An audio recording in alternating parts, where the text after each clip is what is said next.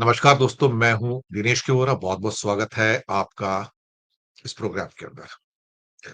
दोस्तों, रविवार का दिन है, ज्योतिष का प्रोग्राम है और हमारे परम मित्र सिद्धांत सहगल जी हमारे साथ हैं। आपका बहुत-बहुत स्वागत है। और दुर्गा पूजा भी आज फॉर्मल रूप से आज प्रारंभ हो रही है पूरे भारत के अंदर और बाकी देशों में भी। तो सभी भक्तों को हमारी ओर से दुर्गा माँ की स्तुति के इस पर्व के ऊपर उन सबको मंगल कामनाएं और शुभकामनाएं हमारी ओर से। और सिद्धांत जी, आपको भी दुर्गा पूजा की बहुत-बहुत शुभकामनाएं। जी सर, आपको भी, हमारे दर्शकों को भी। जी सर। अ, बिना देरी किए तुरंत विषय पर आते हैं। और ट्रम्प साहब ने एक और चोट मार दी है फार्मा के ऊपर, दवाइयों के ऊपर। हालांकि भारत ये बचने की कोशिश कर रहा है कहकर कि जेनरिक को छोड़ दिया गया है, लेकिन ऐसा कुछ सर्कुलर में लिखा नहीं है कि जेनरिक छोड़ दी गई है। और हम अपने आप ही अपने ख्याली पुलाव बना रहे हैं कि हमको छोड़ दिया गया है और बाकी ब्रांडेड को ले लिया गया है। शायद चीजों को डाइल्यूट करने का प्रयास किया जा रहा है। ये मुझे लगता है कि ट्रम्प साहब की चोट ऐसी है कि अभी पीयूष गोयल ने कहा कि मक्का भी मंगाने को तैयार हो गए। अभी लेटेस्ट न्यूज़ है। तो मक्का का इंपोर्ट इंडिया में आएगा, लेकिन मक्का को एग्रीकल्चर के लिए यूज़ नहीं किया जाएगा, एथेनॉल के लिए यूज़ किया जाएगा। क्या फ़र्क पड़ता है? आपको मक्का लेना था, उसने बोलना था मक्का लो। कपास पहले ही फ्री हो गया था 0% पे। मक्का आ गया। अब एक ही फसल बची है सोयाबीन, वो भी आ जाएगा साथ में। जब 2 आ गए तो तीसरा भी आ जाएगा। तो 3 विकेट में से 2 विकेट तो गिर चुके हैं कृषि के। तो तीसरा विकेट भी गिर जाएगा। तो फार्मा के द्वारा एक और चोट, बड़ी चोट हमको दी गई है। मोदी जी कहते हैं ना, ऑपरेशन सिंदूर में हमने पाकिस्तान को घुटनों पे लाके खड़ा कर दिया है। आज हालात ये है कि ट्रंप ने मोदी को घुटनों पे लाके खड़ा कर दिया है। भारत घुटनों पे नहीं आएगा, भारत मेरा देश है। भारत घुटनों पे नहीं आता, मोदी घुटनों पे आ गए। ये क्या सितारे हैं सर ट्रंप के और मोदी के, जो हमें आज ये दुर्दिन देखने पड़ रहे हैं, बुरे हालात में हम देख रहे हैं। हमारी बेइज्जती पे बेइज्जती हो रही है, हम कुछ नहीं कर पा रहे हैं। विश्व गुरु तो वो होता है जो सैंक्शन लगाता है, और हम तो सैंक्शन खा रहे हैं सर। आपकी विस्तारित टिप्पणी सर, स्वागत है आपका। जी सर, नमस्कार फिर से। और फिर से नमस्कार और स्वागत है हमारे सभी दर्शक मित्रों का।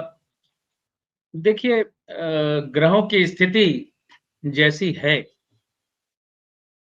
मोदी जी की, विशेष करके, और ट्रंप साहब की भी, दोनों में टकराव बिल्कुल दृश्यम है, बिल्कुल सामने दिख रहा है।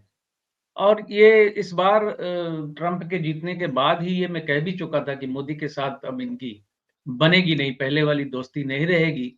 वो माय फ्रेंड डोनाल्ड वाली स्थिति अब बननी भी नहीं है। टैरिफ पे टैरिफ लग रहे हैं, ये मेरा क्षेत्र नहीं है, इसलिए मैं इस पे तो कुछ बोलता नहीं हूँ। लेकिन ग्रहों पे मेरा क्षेत्र है, ज्योतिष मेरा क्षेत्र है, तो ज्योतिष के अनुसार मैं बोलता हूँ। और मैं लगातार इस बात को तस्दीक करता रहता हूँ, बताता रहता हूँ कि मोदी जी की जो महादशा मंगल की चल रही है, वो उनके फ़ेवर की महादशा नहीं है, क्योंकि वृश्चिक लग्न होने के कारण उनका मंगल जो लग्न में दिखाई देता है, वो चलित में द्वादश में है, जिस वजह से वो बनता हुआ रोचक योग भी खंडित हो चुका है। और बाकी 2022 से मंगल की महादशा जब से शुरू हुई है, ये हर रोज़ एक सीढ़ी ये नीचे उतर रहे हैं, ये अब सबको दिखाई देने लगा है। अब मजे की बात ये है कि फिर कुछ रफूगर होते हैं हर क्षेत्र में। हमारे ज्योतिषियों का एक बहुत बड़ा तबका रफूगर बना हुआ है, हमारे आदरणीय प्रधानमंत्री जी का। अच्छी बात है, देश के प्रधानमंत्री का रफूगर बनना सम्मान की बात है, लेकिन थोड़ा-सा तो सत्य के साथ खड़ा होना भी बड़ा ज़रूरी है, क्योंकि प्रधानमंत्री तो पहले कोई और था, उसके बाद कोई और था, आज मोदी जी हैं, कल कोई और होगा, लेकिन देश टिका रहेगा, देश तो अपनी जगह रहेगा। देश ने तो कहीं नहीं जाना। तो ये जो मंगल की महादशा देश की शुरू हो गई, इंडिया की, अब सबको स्मैश्ड कर देंगे, बड़ा युद्ध करेंगे। भाई, ज़मीनी स्तर पे आप अपने शक्तियों का आकलन भी तो कर लीजिए। आप अमेरिका से नहीं लड़ सकते, आप रूस से नहीं लड़ सकते, आप चाइना से नहीं लड़ सकते।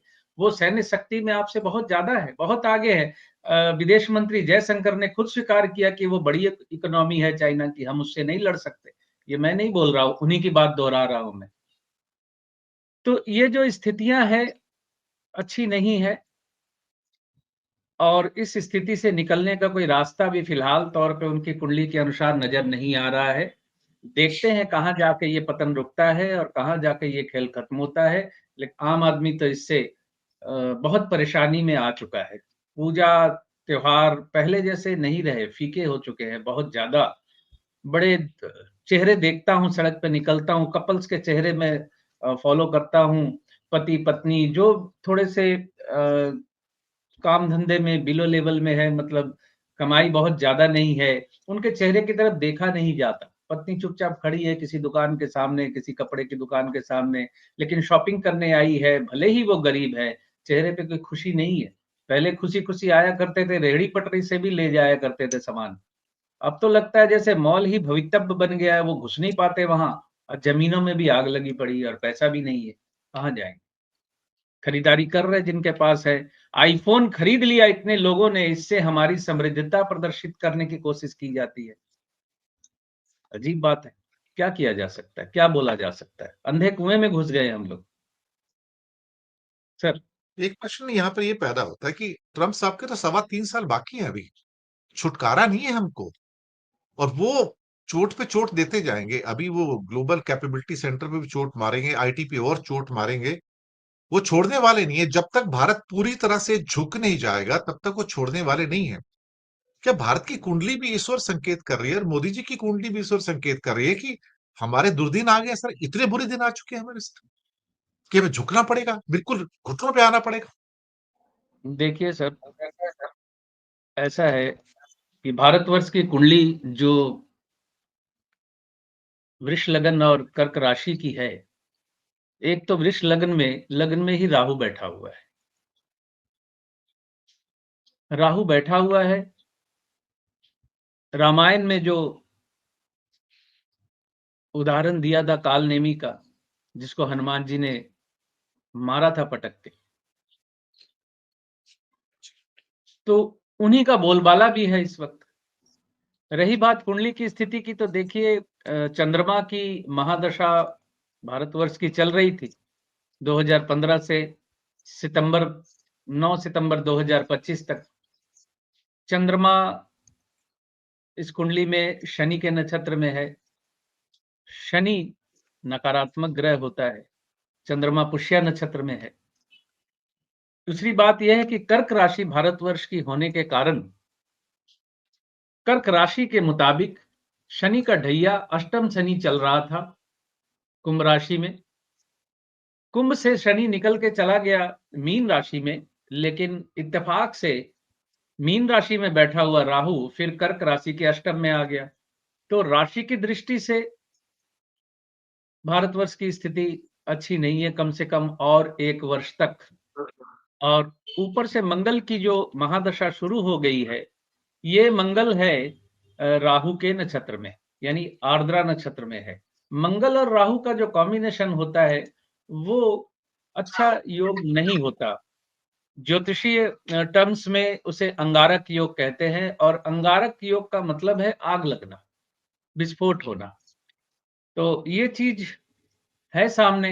मंगल नकारात्मक भी है, वृष लगन की कुंडली में सप्तमेश होते हुए मारक है, द्वादशेश होकर नकारात्मक ग्रह है, कुंडली का नकारात्मक ग्रह है और दूसरे भाव में कुटुंब भाव में बैठा हुआ है, तो कुटुंब भी बिखरे-बिखरे हैं। बड़े कैनवस में अगर देखें तो कुटुंब में भी बिखराव है, मेल कहाँ नज़र आ रहा है किसी से? कोई तो ऐसा बताइए कि जिस अपने केंद्रीय सरकार के अपने राज्यों को छोड़कर बाकी किसी राज्य से कोई मेल-मिलाप नज़र आता है? कुटुंब तो बिखराव की तरफ है।